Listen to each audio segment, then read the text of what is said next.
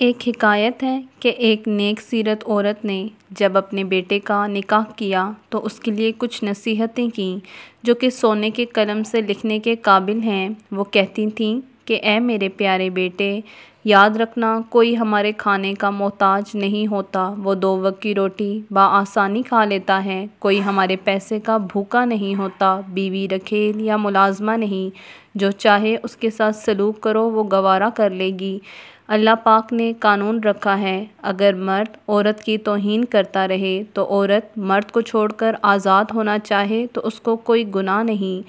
اگر کوئی تمہیں تمہاری بیوی کے عیب بتائے تو کچھ کرنے سے پہلے اس شخص کے بارے میں پوچھ لو۔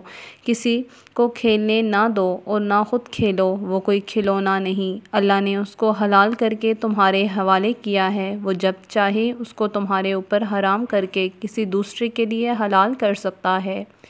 تمہارے رویے کو عورت بس اس وقت تک برداشت کر سکتی ہے جب تک کہ وہ تمہیں چاہتی ہے، محبت ختم ہونے کے بعد وہ فوراً رستہ بدل لیتی ہے۔ یہ عورت کی فطرت ہے، کبھی بھی بھولے سے بھی عورت کے اوپر ہاتھ نہ اٹھانا، کیونکہ عورت کی فطرت ہے کہ ایسا کرنے سے وہ اندر سے مرد کی عزت کرنا چھوڑ دیتی ہے۔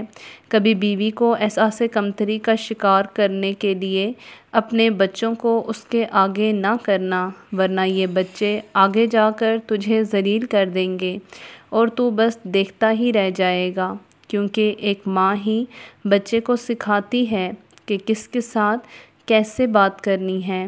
اگر تو اپنی بیوی کے ساتھ اچھا رویہ رکھے گا تو وہ اس کو تیرے لیے ایسا بنا دے گی، ورنہ الٹ کے تیرے ہی اوپر آ جائے گا۔ میرے پیارے بیٹے اس کے ساتھ صفاقی کا سلوک کر رہا ہوتا ہے اور یہ سوچ رہا ہوتا ہے کہ میرے سوا کوئی نہیں، یہ کہیں نہیں جا سکتی۔ یہ سوچ بالکل غلط ہے۔ وہ اپنے دل کے ہاتھوں مجبور ہوتی ہے، اپنی محبت چھٹائے نہیں چھٹتی، لیکن جس وقت چھٹ جائے تو مرد اگر اس کے آگے ہاتھ باندھ کر بھی کھڑا ہو جائے تو وہ نہیں ٹکتی، اسے چھوڑ دیتی ہے۔ یہ ایسا فیصلہ ہوتا ہے جو وہ پہلی مرتبہ دماغ سے کرتی ہے۔ جب مرد عورت سے نفرت کرنے لگتا ہے تو وہ پہلے دن ہی سے بھانپ لیتی ہے، پھر وہی بات کہ دل کے آگے مجبور ہوتی ہے، لیکن روز قطرہ قطرہ کر کے اس کی محبت دل سے نکالنے لگتی ہے۔